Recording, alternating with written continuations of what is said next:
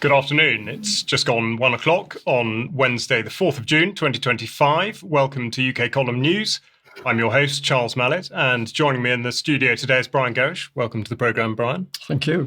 Brian's going to be analysing the comments made by US Secretary of State Marco Rubio, as well as looking at the ground truth in Ukraine at the moment, particularly following Operation Spiderweb, as reported earlier in the week. We're also going to be joined remotely by Vanessa Beeley from Lebanon, who's going to be scrutinising the murky affairs of the Gaza Humanitarian Foundation, as well as looking at foreign fighters in Syria. And we also have Sandi Adams on a remote link from Somerset, talking about the Ocean Conference, access to what are called blue spaces and indeed natural resources, as well as a look at the most recent attack on the Kerch Bridge in Crimea. But we're going to start with the Strategic Defence Review. And the situation is that we're all going to war. At least that is, without doubt, the central message from the Defence Review, which has been released on Monday.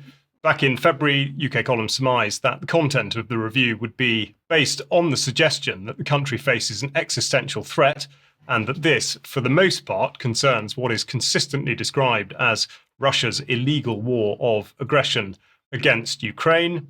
There are nearly 80 references to the ongoing conflict in the document, and this is what Keir Starmer had to say about it.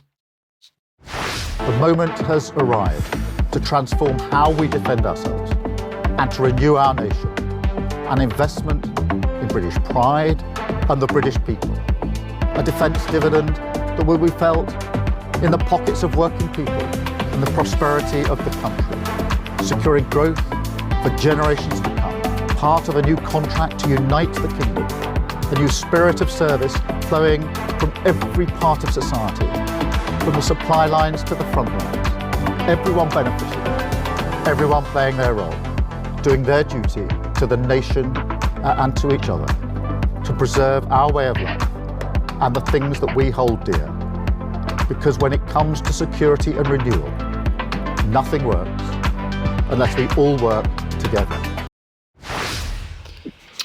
There it is. And as though it were a Hollywood production, we'll just continue to look on screen at the trailer that the government's put out recently. The government, of course, has been releasing several dramatic trailers of the Defence Review, and each containing the same fundamental tenets based on an incorrect premise. The first duty of government, of course, is not, as the state would have it, national security. It should be to protect the powerless from the powerful.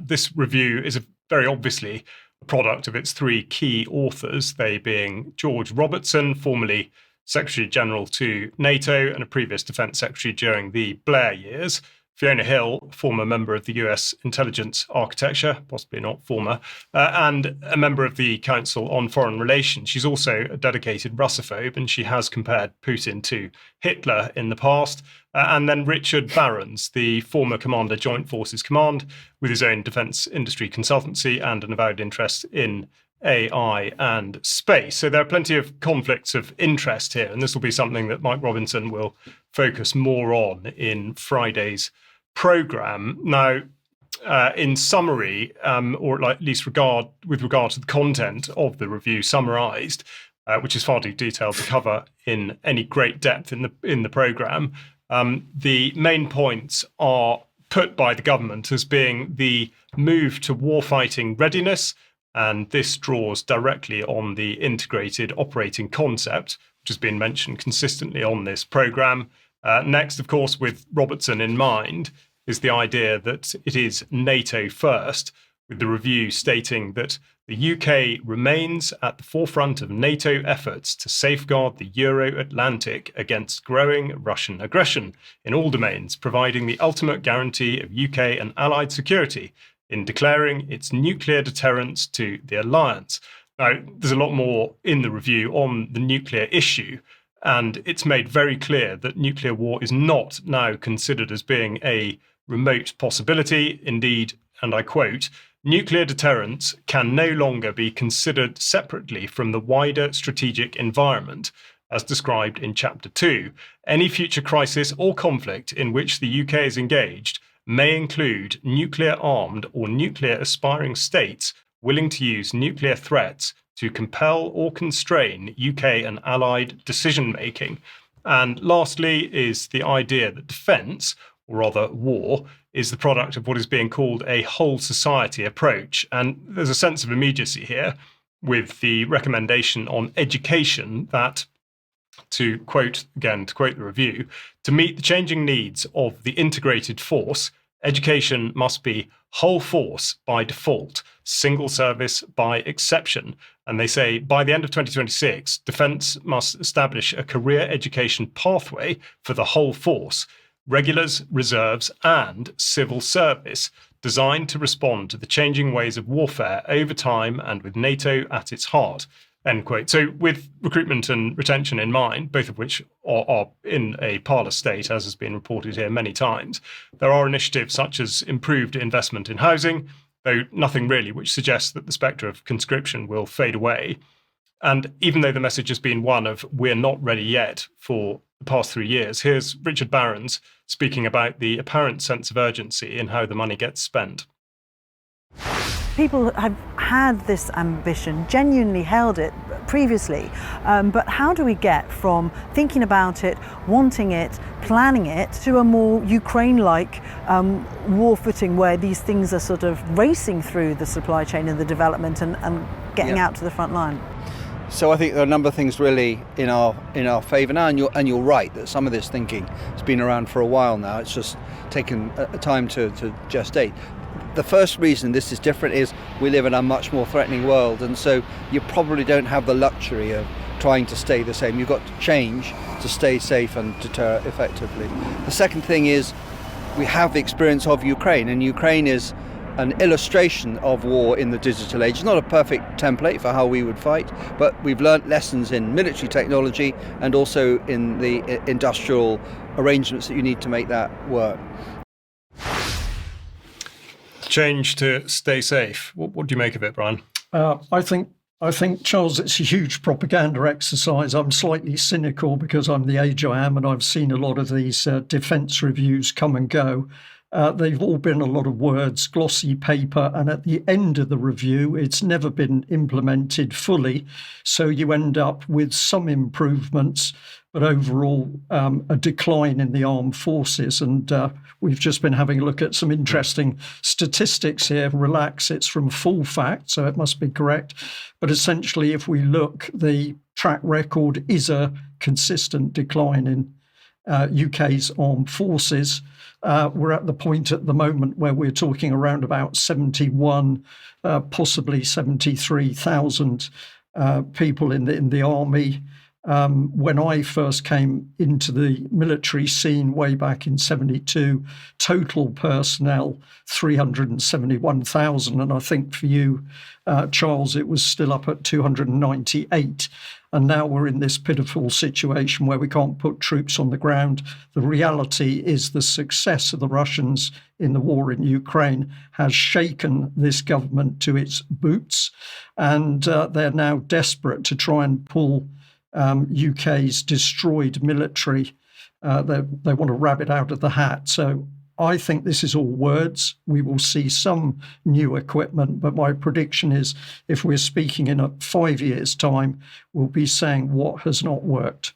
Yeah, absolutely. Thanks very much, Brian. And going back to Richard Barrons, I mean, what he mentions only obliquely is the main driver of all of this, which of course is the war industry. Now, the government has put out several announcements about specific funding initiatives across the whole of the UK, which this map shows. Now, there's much more to deal with, and we will doubtless talk about this much more in extra, but I would like to leave you with this chart from the Financial Times, which shows how the arms industry benefits and has benefited over the past 5 years. Now, if you're listening rather than watching, the upward trend shown is completely out of kilter with the all-share line shown at the bottom, which has barely moved by comparison, and with the focus of the messaging on the commercial collaboration, it would seem reasonable to predict that this trend will continue and that this investment will cause precisely the sorts of threats which are alluded to materialise, and thus the circle turn. So we'll come back to that in extra, but for now we will go across to Vanessa in Lebanon. And as I say, you're going to be talking about the Gaza Humanitarian Foundation. We've got no sound. Of course, It's all right, Vanessa. Sorry, carry on. Am I back? You are back. Am I there? Oh, okay. Basically, so this is the multi-spectrum genocide that is being waged against Palestinians in Gaza and, of course, in the West Bank.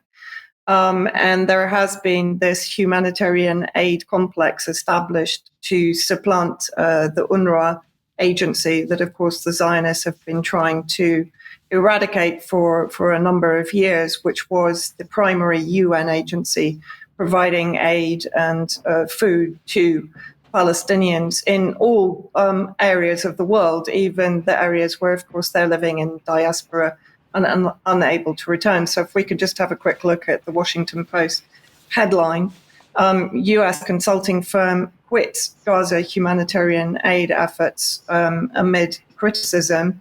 And if we just have a look at the text within the article, on Friday, a leading U.S. management consulting firm hired last fall to help design the program and run its business operations withdrew its team operating on the ground in Tel Aviv. A spokesperson for the firm, Boston Consulting Group, said the company had terminated its contract with GHF and placed one of the senior partners leading the project on leave, pending an internal review.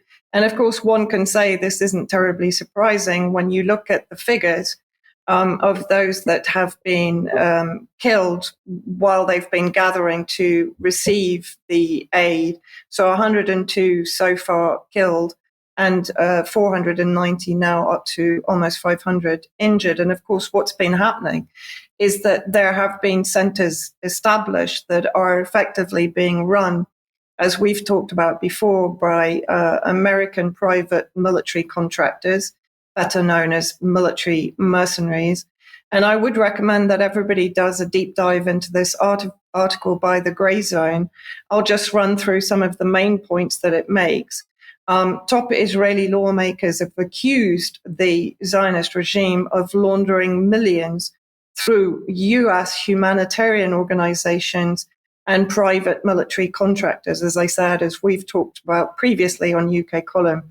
The Gaza Humanitarian Foundation was established in Switzerland in February, supplanting UNRWA. It received over 100 million from an undisclosed donor.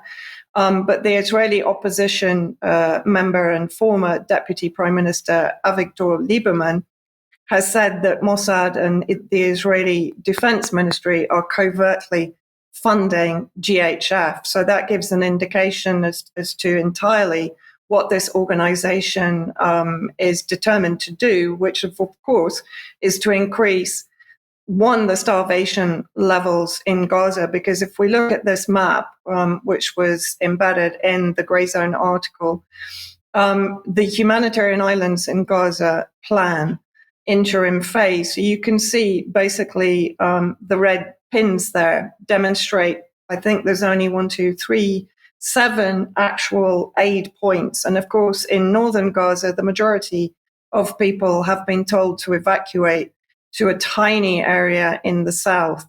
So 2 million Gazans basically being kettled into that smaller area in the south there. And so those northern ones are largely not doing anything. But what this is doing is creating IDP camps, internally displaced people camps, and then providing these so-called humanitarian aid points. And again, if we look at this, so that first of all, there has to be security inspection during entry on the aid. So that's one delay. Then you have the biometric certificate. This again is what we talked about, actual biometric surveillance of these IDP camps. And only the approved Palestinians will receive aid. And then basically there's distribution to these IDP cities, note the term city. So basically what this is all doing is further corralling Gazans into smaller and smaller, ever shrinking concentration camps that are now literally camps, refugee sites, internally displaced people camps. Then the aid is provided, as we said, only to those that are approved by these American private military contractors. They have to go through a series of security measures to be allowed to receive the aid. And then once the starving people are basically in the lines to receive the aid, and chaos naturally breaks out because of the starvation levels they've been forced to endure, the IDF is opening fire on them and killing them because effectively they've been drawn out into the open and they can be murdered wantonly by the Israelis. So yet again, anything that is described as aid by the Zionist entity or by its allies in the UK, EU, or US cannot be seen as such. It can only be seen as a further element of genocide against the Palestinians.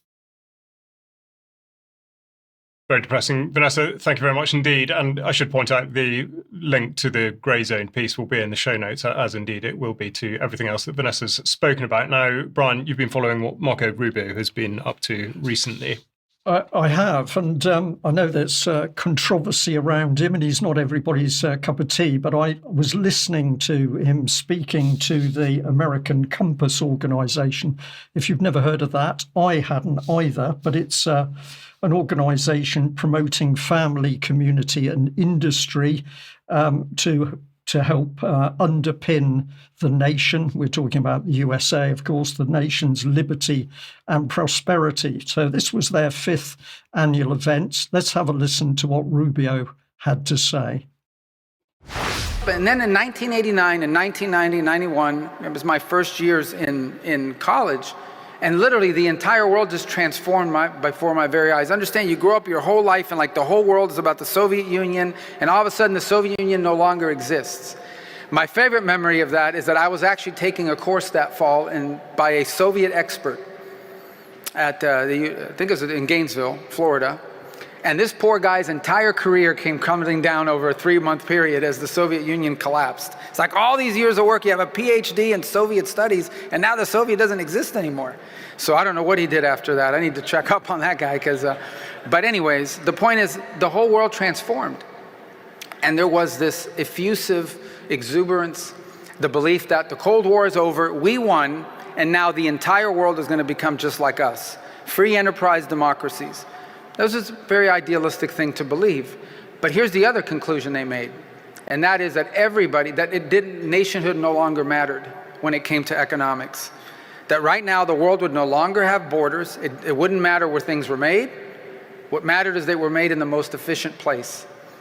And it became mantra. And look, I think it became part of Republican orthodoxy for a very long time, an orthodoxy that I came up in, which was, it's okay if productive capacity moves to another country, because what that will do is it will free up our workers to do work that's even more productive and pays them more. It was the famous or the infamous idea that who cares that you lost your job at a factory, you're going to learn how to code, and then you're going to make a lot more money doing that.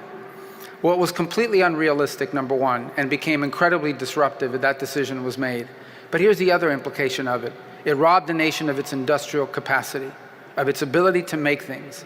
And its industrial capacity and its ability to make things has 2 ramifications. The first is it hurts your economy. It hurts your country. It robs people of jobs, and the transition is not nearly as easy, but it also ends up becoming corrosive and destructive to communities. And as a result, we had a Rust Belt. We had places that were gutted.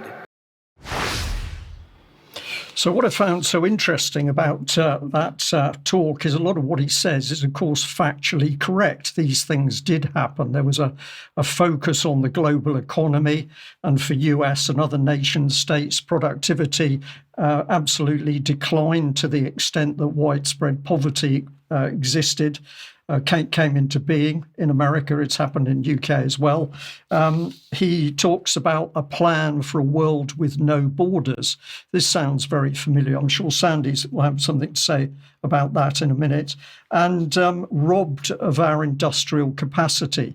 So all these things he's describing, factually correct. This has certainly happened in the US and it's happened in the West. But then he's used that wonderful little phrase, they.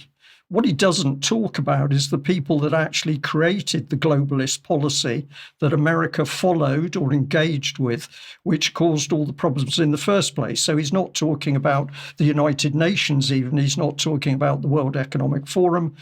He's not talking about the Trilateral Commission. He's not mentioning any of the organizations which not only created the policies he now says destroyed America, they are still destroying America.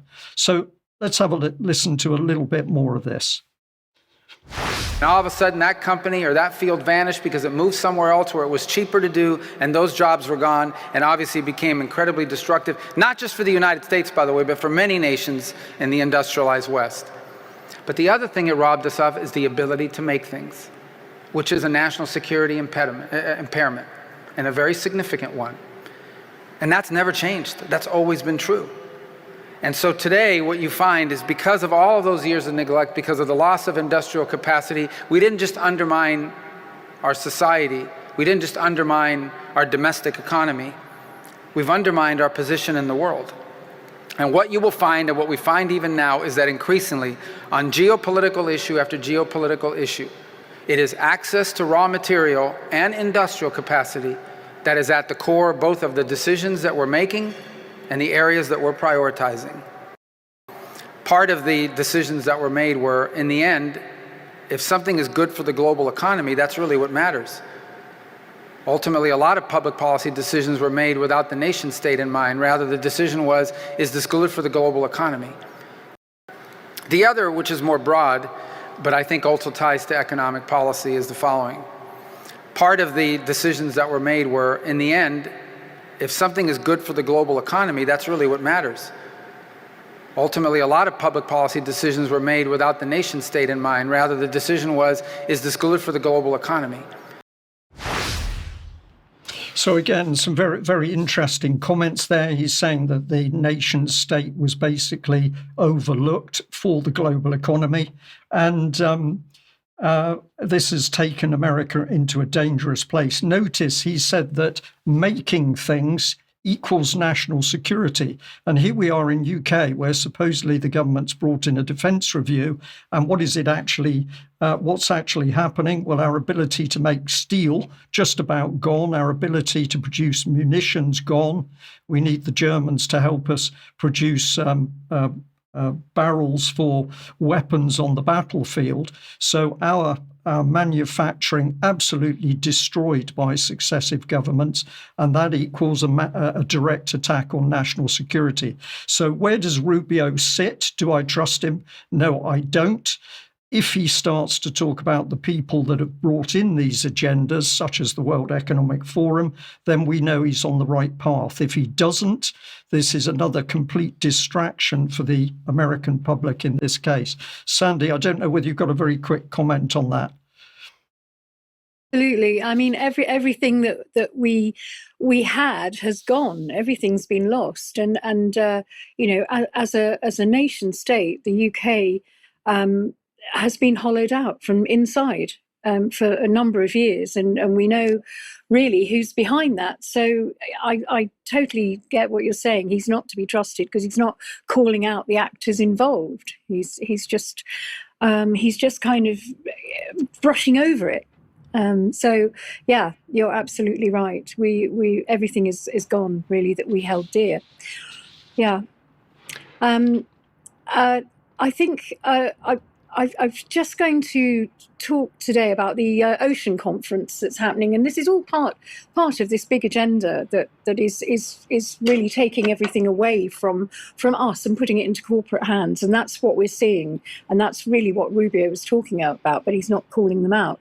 Last month I covered David Attenborough's 99th birthday and the launch of his new film Ocean, which he's proudly shown to schools throughout the country to get children involved in saving the planet. And he's kind of lamenting that he's not going to live to see his great work seen. And you know, the thing is that the film was released to coincide with the Ocean Conference. You know, this is about the children going, you know, having the all this propaganda put into the schools, but it's on the back of this ocean conference that's happening in Nice next week.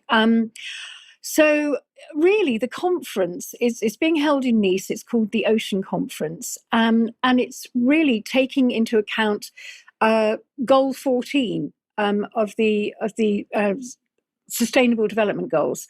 And it's all about conserving, conservation and sustainability. This is what they're talking about: the use of the oceans, the seas, and marine resources, or it's sustainable development, really. And what they're sort of going into is the targets they're looking at is reducing marine pollution, managing and protecting marine ecosystems, minimizing ocean acidification, regulating overfishing, prohibiting farming, harmful farming subsidies, and, increasing scientific knowledge and enhancing the conservation and sustainable use of oceans through international law and stopping the plastic and all that kind of stuff. And it all sounds great, doesn't it? It's who wouldn't agree with cleaning up the oceans for future generations? And this is what Sustainable Development 14 is proposing that it's doing. But there's it's a very, like all the goals, 14 is sold as a necessary benefit to mankind.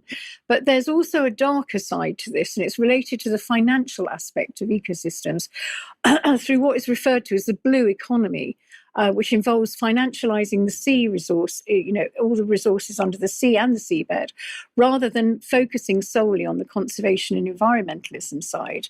So there's always what they give with one hand, it's all about wonderful stuff like cleaning up the oceans and everything. But on the other side, we've got this really this new economy that they're pulling out of a hat.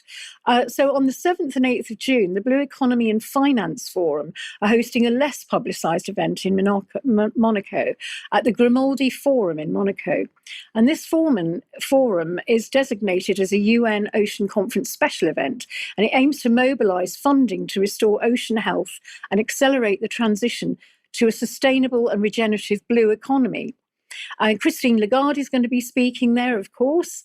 And so the blue economy is presented as a new model for sustainable ocean-based development. It promotes ocean industries like offshore energy, marine biotechnology, ecotourism, and seabed mining, all under the promise of green growth and climate resilience. But in reality, it's a means of financialising, the ocean floor and the oceans, and turning marine life, ecosystems, and even the seabed itself into a tradable economic asset. The valuable minerals of the seabed are needed to fuel the fourth industrial revolution, the green economy.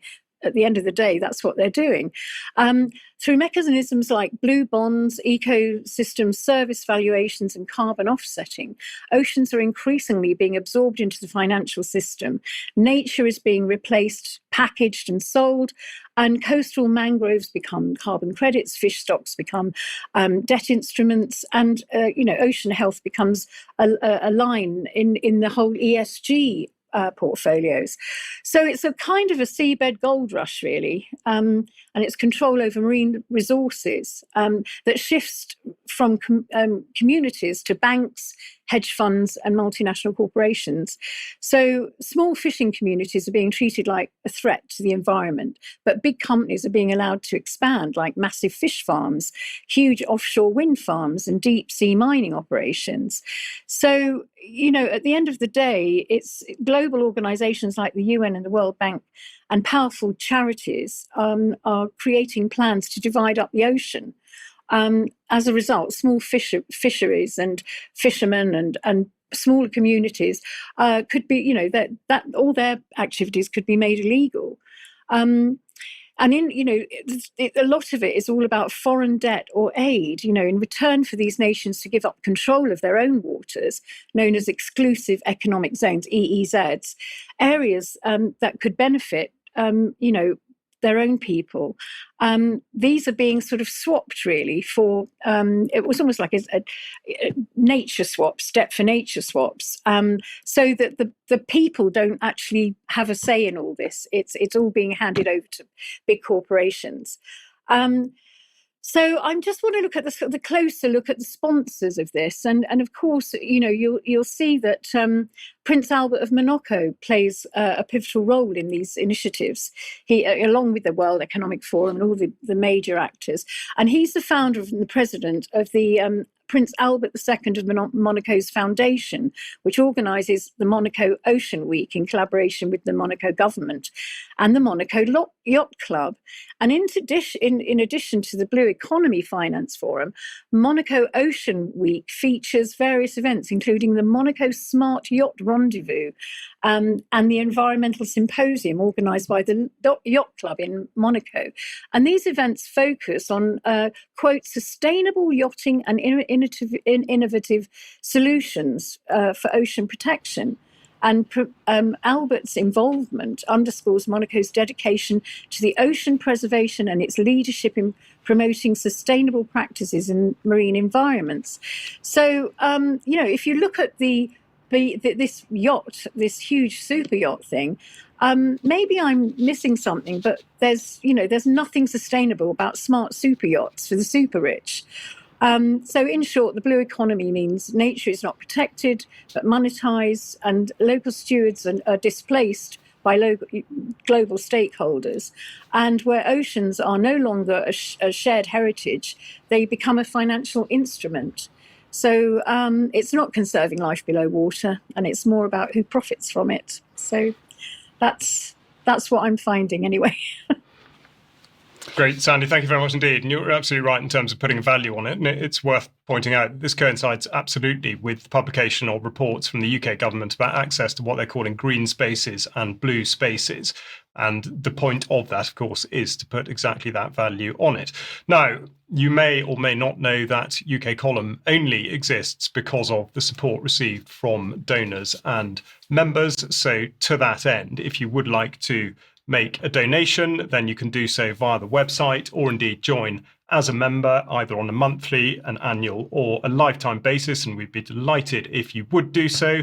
You might like to go to the shop and pick up some UK Column merchandise, or indeed look at Clive de Carle's products, from which we receive a small commission. Now, it's very important that you do share our material wherever possible, because the various platforms do not like us to be able to do so, which means that we have to work that bit harder, and this is how you would do it. Now, I'm pleased to say that the interview that went out yesterday, Ben Rubin talking to Paul Atherton of the Royal Society for Arts and Manufacture and Commerce, has been very well received, and I would encourage you to listen to how it has been subverted. Tomorrow, Diane Rasmussen-McCaddy talks to Vicky Baggett, who is challenging the library system in the United States, particularly on the sexualization of content of literature for children, and that falls in line with the series of interviews that Diane's been running, particularly with relation to Diane Kleinman and indeed the organisation that they are both part of now. Tomorrow there is going to be a seminar on the assisted dying bill, which you can tune into if you follow the link, which will be in the show notes. And then getting out and about, UK Column will be at the Sounds Beautiful Festival in Dorset at the end of this month. So please do have a look at getting a ticket there. That will be a great event, and be delighted to see people in person. And on the in-person front, you'll also be able to enjoy beer, truth and freedom all at the same time in Thetford towards the end of July, 18th and 19th. And again, a link to that in the show notes, so please do get along to it. And then UK Column will be appearing again at the Hope Freedom Music Festival over the August bank holiday this August rather. So lots going on. Please sign up for some of or all of it, and we'd be absolutely delighted to see you there. Now, that takes us to the after effects of what was called Operation Spiderweb, and an examination of what is or has been going on in Ukraine, which Brian is going to have a look at for us now. Okay, thank you for that, Charles. Well, just a very quick comment, but of course we've seen Western media, newspapers and TV video streams alike absolutely crowing at the recent attacks on Russia, never mind how dangerous these were in view of the fact that it implicated Russian strategic assets. But at times radio has been one of the leaders of this, that they seem to regard war as a joke, and they were full of good humour because of the Kerch Bridge bombing. So I'm just putting this one up as an image to reflect the type of things that the Times and other Western media is putting across.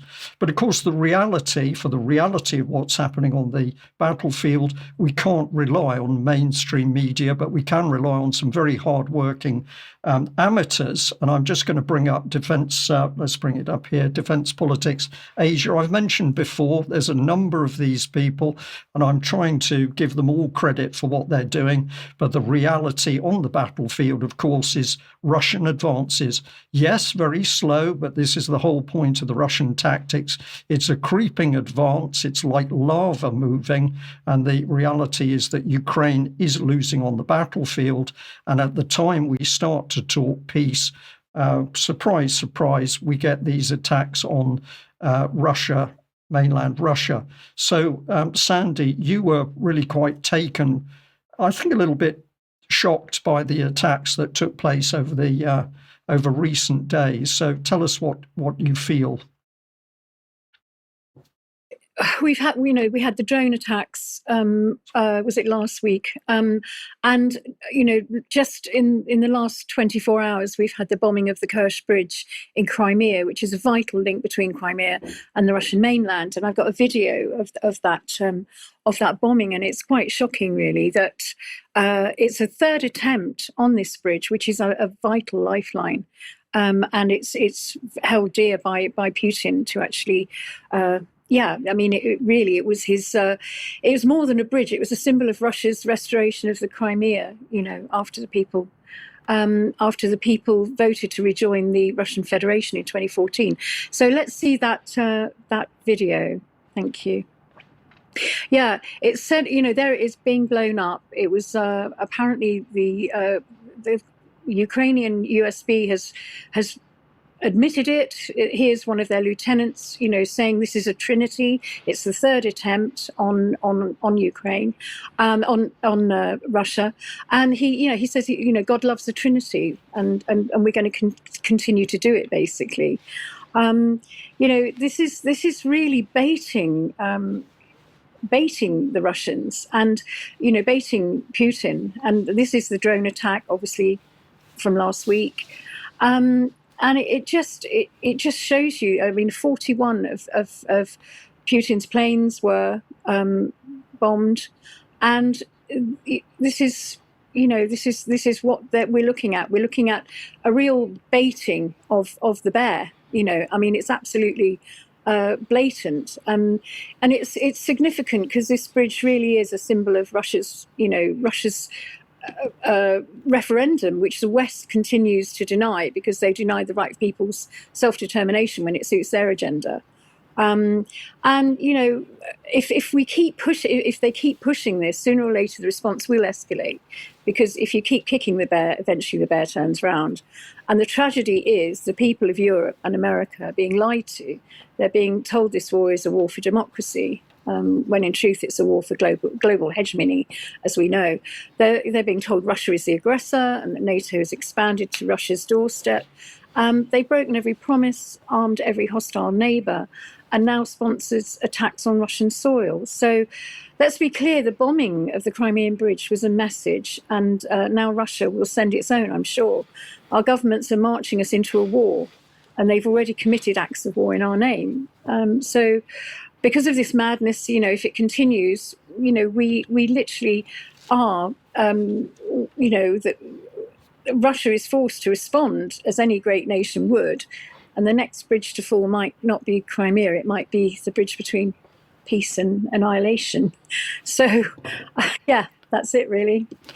Sandi, thank you very much for that. You indicated to me earlier this morning that the people, we're going to say in local communities, you've got good connectivity with the community. And you were saying to me that people are now starting to see through this. They're not treating the mainstream media reports as if they are the absolute truth.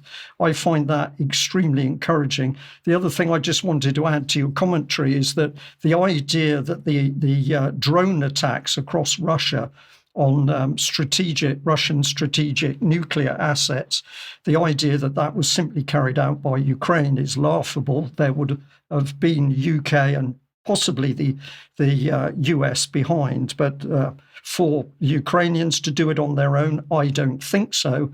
And I think we can say the same with these attacks on the Kursk bridge, because they would have needed Western expertise to help them carry out these attacks. And this is the reality. This is not a war of Ukraine versus Russia. It is NATO and Ukraine versus Russia. And we need to be accurate in how we describe this. People need to understand this. But Sandi, thank you very much. I'm encouraged that people are starting to see through what's happening. The reality of the war. Now, this is when it's difficult for UK column news, because people do say some of the information that we put across is very hard, it's very disturbing. But if we don't report the facts and the truth, what are we to do? Many people, as I've shown earlier in the news today, seem to think that war in Ukraine is a joke. It's something to be laughing and smiling about.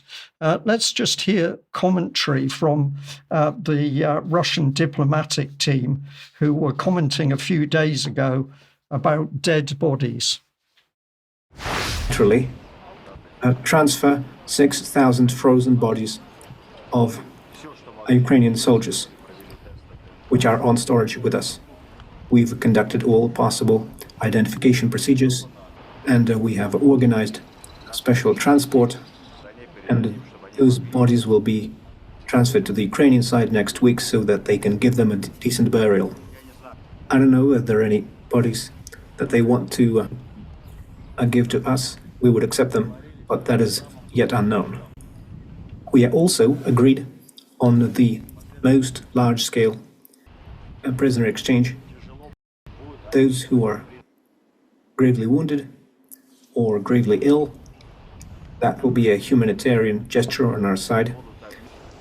As the Ukrainian side often speaks about the general need for a ceasefire, we proposed a specific ceasefire for 2 or 3 days on certain parts of the front, and it will now be worked out by our specialists, and this will include the cessation of drone operations and other things, so that the bodies can be collected by commanders. It is a hot time of the year, and there is a danger of epidemics, so we want to create the possibility, especially since the Russian army is advancing. So we're into the real horrible truth about this battlefield. The scale of the violence is on a par with the worst of the violence in the Second World War. Massive losses. We still don't know the true figures, but between Russian and Ukrainian losses, we are certainly talking 1 million men. And the bulk of the casualties has fallen on the Ukrainian side. There is no doubt about this. And of course, what is being said in this little clip is that the Russians moving forward are having problems because they're moving into areas previously defended by Ukraine, where there are so many bodies. It's presenting a health hazard. And remember that leader of the opposition, Kemi Badenoch, Mike has shown this clip a couple of times, is very happy to say, well, we the UK, are fighting a proxy war against the Russians, but of course it's the Ukrainians that are taking the brunt of the casualties, the dead and the wounded. So this is a vicious war carried out by the West, but the UK is there at the forefront. And the Russians talking in terms of handing back 6,000 bodies. This is just one incident that they hold on ice. It's truly despicable. And of course, the British government and Starmer and those who voted for him should be ashamed. Now, there's something else that was reported by those Russian diplomats, so Vladimir Badinsky, who was the main man speaking. Let's listen to something else he talked about.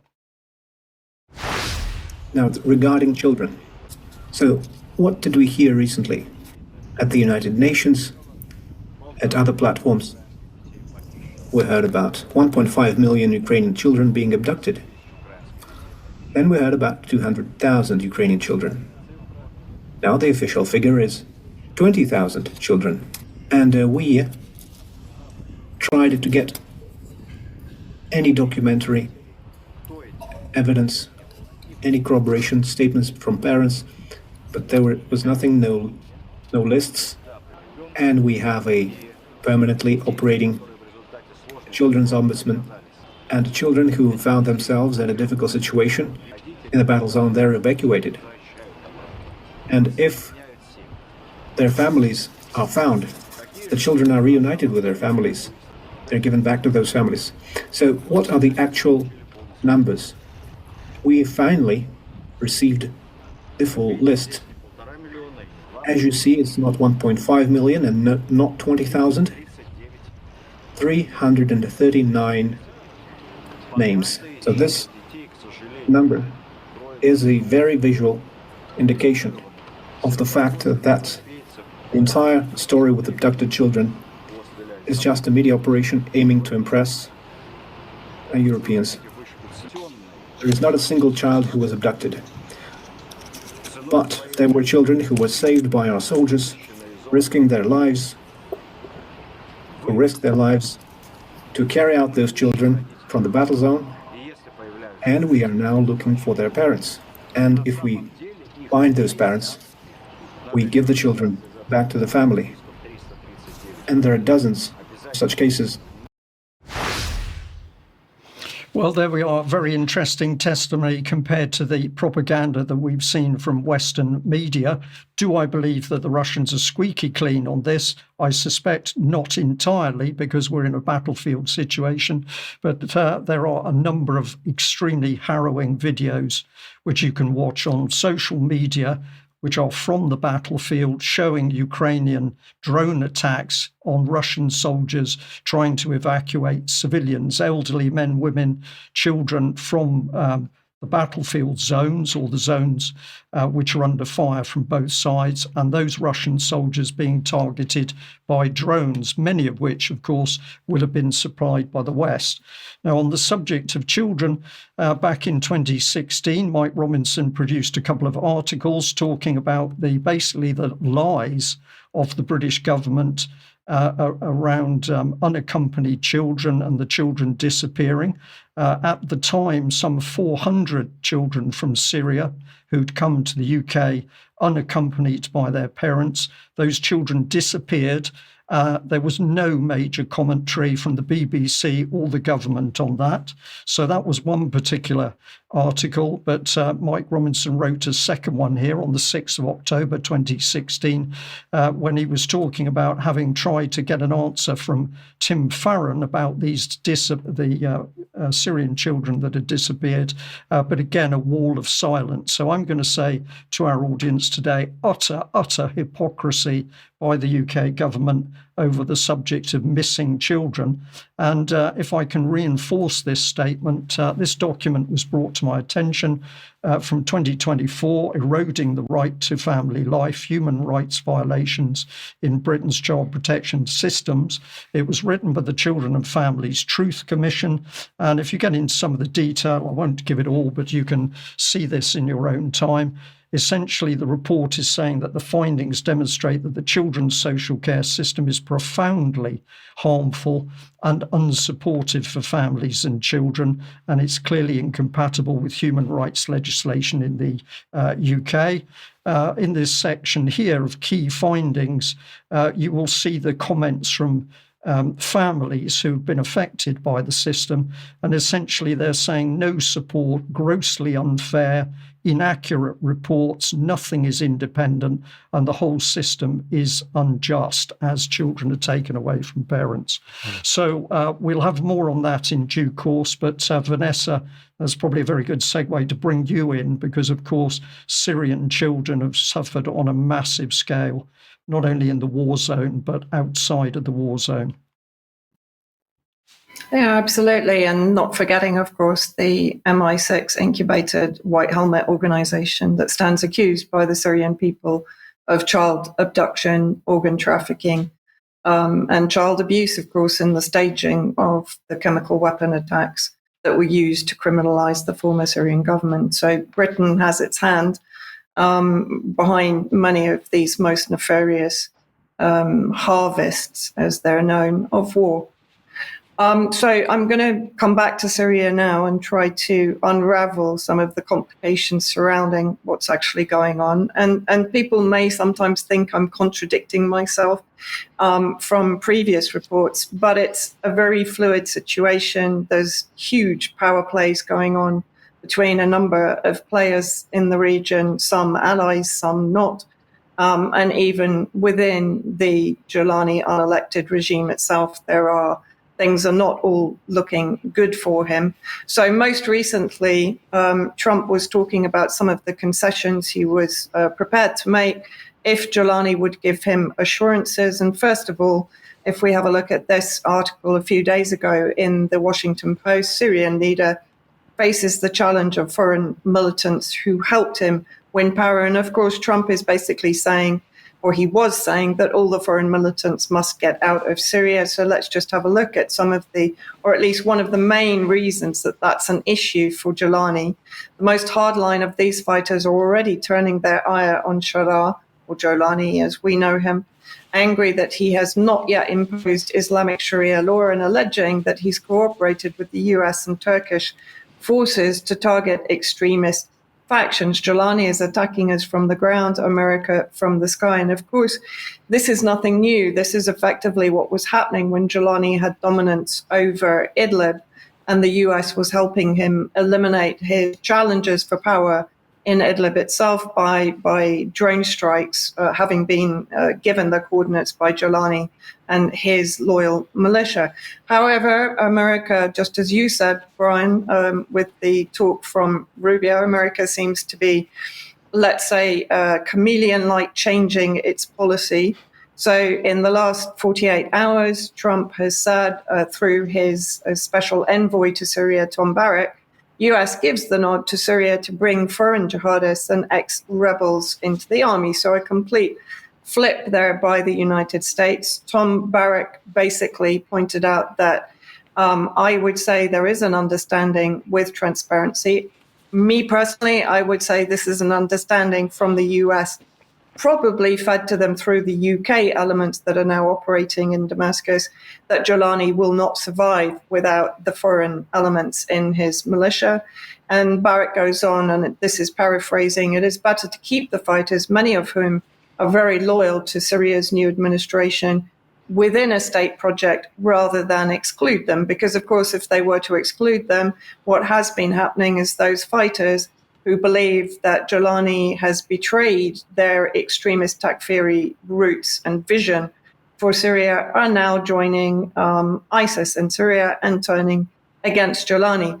Secondly, Tom Barrack also made comments that the US policy in Syria hasn't worked for 100 years and that it's time to change that policy. Of course, Trump tried this previously in his 2016 presidency. And this has been reported in Reuters, US to scale down its military bases in Syria, the envoy says. So Tom Barrack is basically saying they'll scale down from 8 bases to 1 and move further to the east. Now, coming back to the incorporation of foreign jihadists into the Syrian army, which raises certain questions, particularly with relation to China.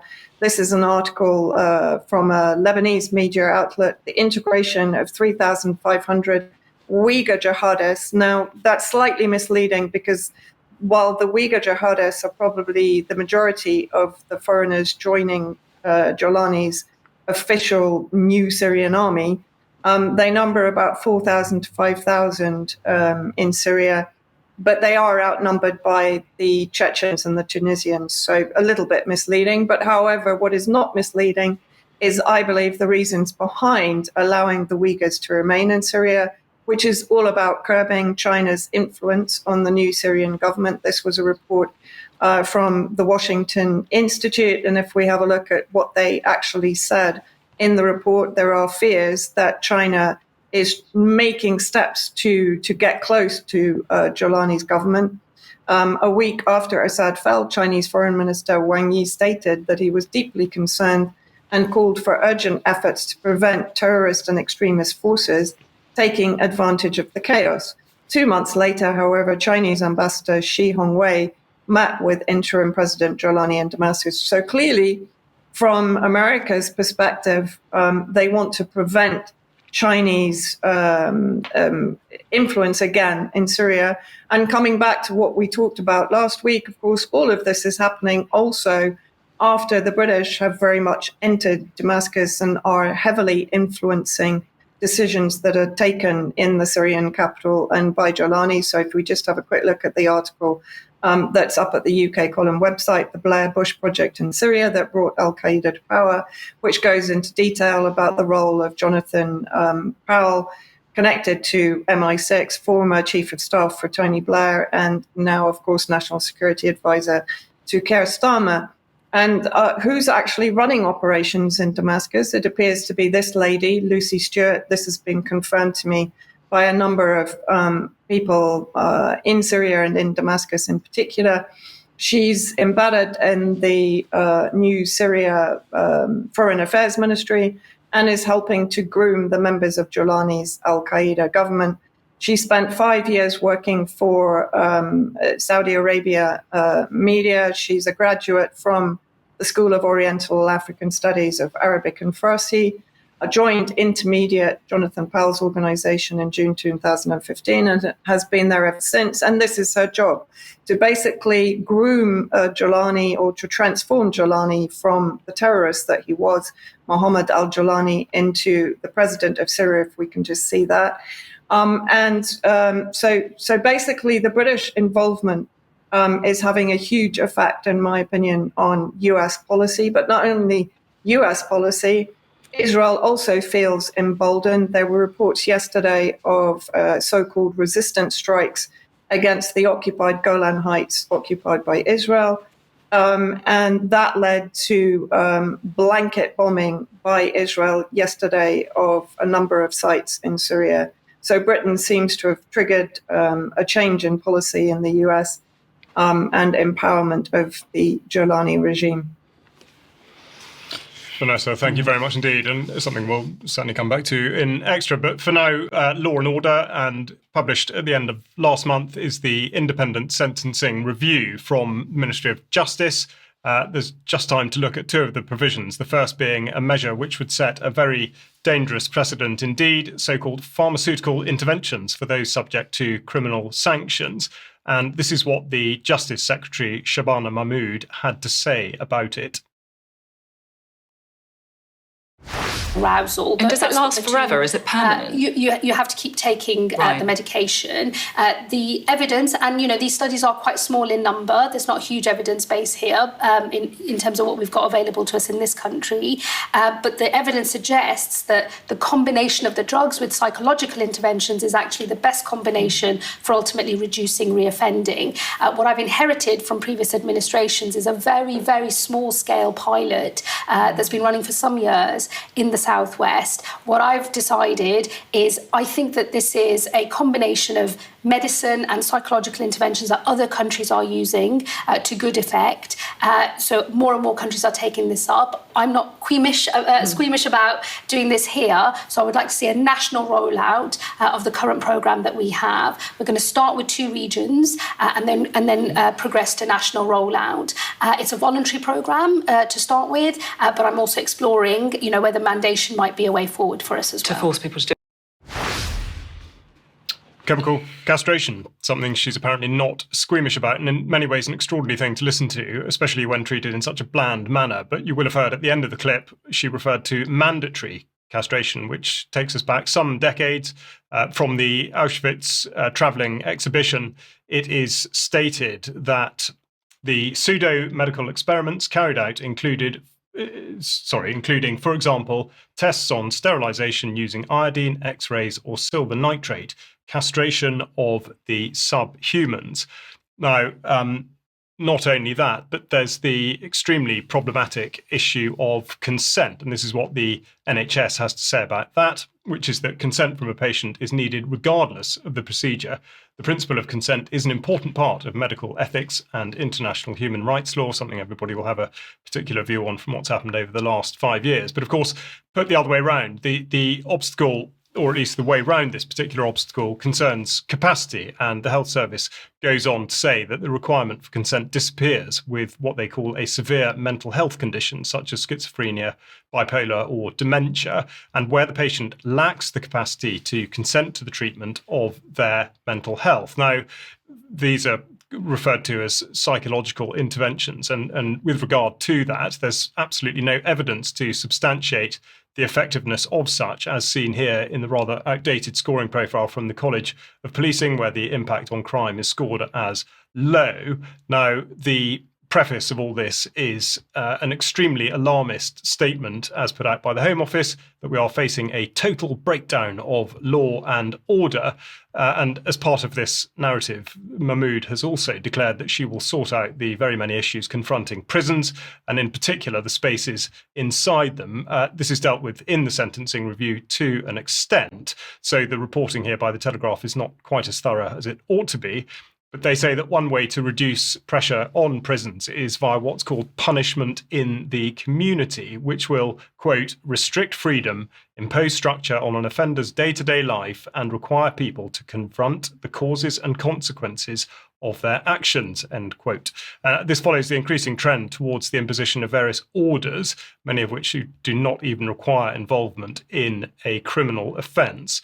And then alongside all of this is the announcement that there's to be a Prevent Commissioner charged with, quote, stopping people from becoming terrorists or supporting terrorism. It's likely that any reports produced by the interim commissioner will inform public policy around how counter-terrorism interacts with integration, public health, faith, and communities, and how these policy areas can support counter-terrorism efforts in the coming years. So the first agenda item, no doubt, will be to look at the review into the actions of Prevent with regard to Axel Rudikabana, currently serving a prison sentence in relation to the Southport killings of last year, who was, of course, well known to Prevent. Finally, on this subject, with the Liverpool traffic attack in mind, it's worth considering the government's push for self-driving vehicles, which was meant to take effect this year, 2025. Now, the Connected and Automated Mobility Report of 2022 predicated the transition on the theory of change, another instance of nudge or applied behavioural psychology. So it's not hard to see how the actions of Paul Doyle and the associated fanfare of attention could be used to engender public acceptance for automated vehicles. So this would be something that we keep an eye on. They say here that public trust and acceptance of any new technology is key to its success. And this is identified as a critical factor in our theory of change modelling. One particularly important factor in public acceptance is safety. So as I say, we'll see where that goes. Now, finally, to end on a positive, we've heard reports in from those that distribute the Light newspaper out in the Cheltenham area. They've had a really good response in recent times to what they're doing, and indeed to what's contained within the Light, which is, of course, an excellent read. And I would encourage you to get a copy of the most recent edition, not least because it deals with our UK column on location event back in April in Cheltenham. So great work, and please do keep in touch with stories like that, because it's very important to reflect that back to the audience that all of this does actually make a difference. Now, that's all we've got time for in the programme today, so I'll just leave you with a few reminders. First of all, don't forget to tune in to Diane's interview with Vicky Baggett tomorrow, and of course at 7 o'clock every evening during the week, at least Monday to Friday, we have the Germ Warfare podcast going out, and then starting in a few minutes we will have News Extra, so do tune into that. If you're not yet a member and therefore don't have access to Extra, please consider joining us as a member. And it just remains for me to thank Brian very much for joining me in the studio, and Vanessa and Sandi remotely. We will see you again on Friday, or indeed in a few minutes for Extra. Thank you very much. Bye-bye.